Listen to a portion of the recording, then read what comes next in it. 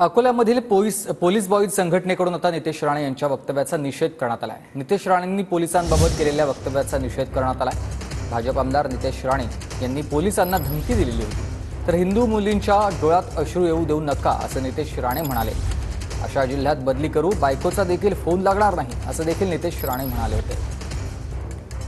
इकडच्या पोलीस खात्यातल्या काही अधिकाऱ्यांना सांगितलं सरकार हिंदुत्ववादी आहे, गृहमंत्री आमचे देवेंद्र फडणवीस साहेब आहेत। तुम्हाला अगर त्या पोस्टिंगवर अगर मजा येत नसेल ना तर अशी सगळी मस्ती करा, मग तुम्हाला अशा जिल्ह्यामध्ये घेऊन जाऊ ना ते बायकोला फोन पण लागणार नाही।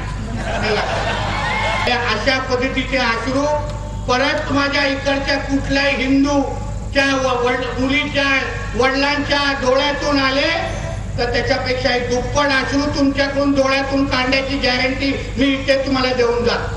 काही पोलीस कर्मचारी लव जिहादांना मदत करतात XYZ, पण मग त्यांना कारवाई करा, आमचं तसं काही म्हणणं नाही आहे।